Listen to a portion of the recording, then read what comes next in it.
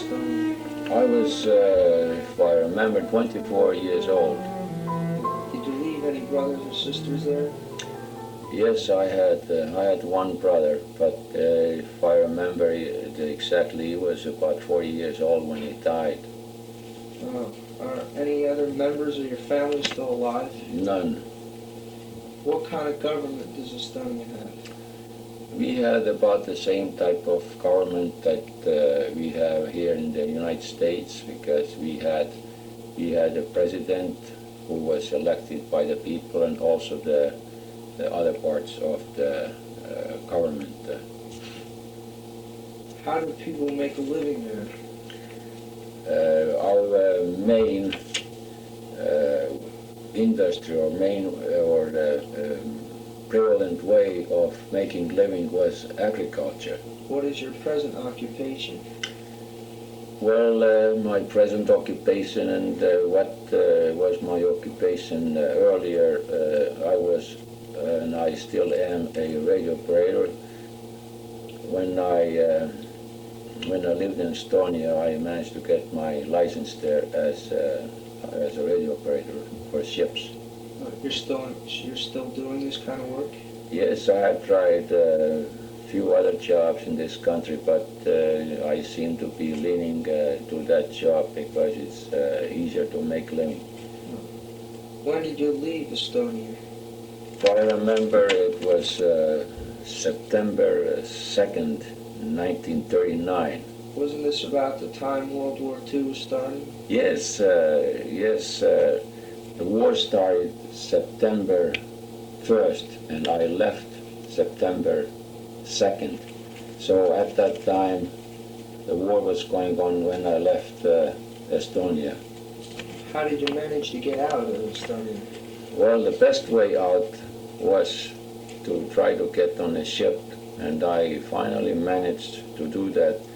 And after I made my connections in Estonia, after meeting some people who were connected to the ship owners, I managed to go to Sweden.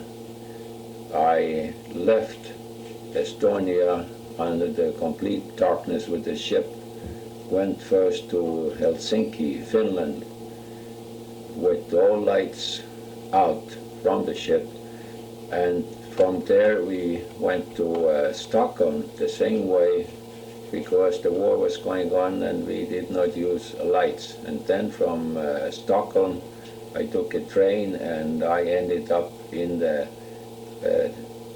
port called Malmö, and that's where I joined the ship. When did you arrive in the United States the first time?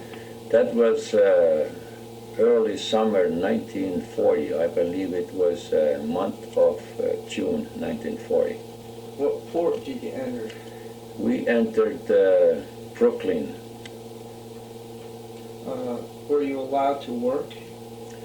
Well, at that time I did not know what the law was, but I looked for a job, and later on I was picked up by the government authorities. Well, where did they take you? Well, they took me to Ellis Island. Why? Well, the reason was that while I was looking for a job in Patcho, Long Island, with my friend, we were foolish enough to carry. We both had cameras over the shoulder, and obviously we attracted too much attention as the police picked us up, and they wanted to ask some questions, and that was the first time I spent the night in the jail. When did you enter the United States a second time? Well, it was much better second time because I actually entered legally to the United States, and as a visa immigrant through my mother, who lived in Estonia at that time. We managed to find some friends in New York City, and a couple of these persons sponsored my entry to this country. When did you become a citizen? Well, that was December 1946. After I first entered, the government officials gave me what they call first papers, and when I became citizens, I got citizenship papers, 1946. Where did you learn English? Well, since I had plans to leave the country if I could, and since it seemed to be very possible that the war might come, I started to learn English in school and myself in my spare time, and I managed to speak more or less when I left, but at that time I also spoke fairly good German language besides Estonian. I understand you play the cello. Where did you learn to play this in Estonia? Yes, I started while I was in the high school there, and one of these days there when I went to school,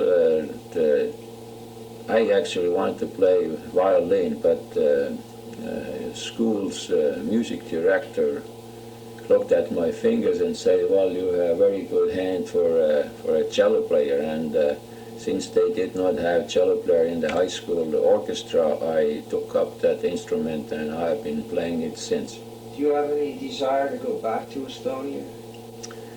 It's very hard to answer this question because my family, that is all members of my family, are dead, and it is very difficult to find my relatives because being a communist country, I never had any correspondence with my relatives, although for many years I communicated with my mother, because being a woman, that is an old woman, nobody really gave her any hard time, but other people, such as younger relatives, they didn't dare to write to me, although they found out about me through my mother. And lately I understand the country is open for visitors, and maybe one of these days I may decide and go back as a visitor. Okay, thank you very much.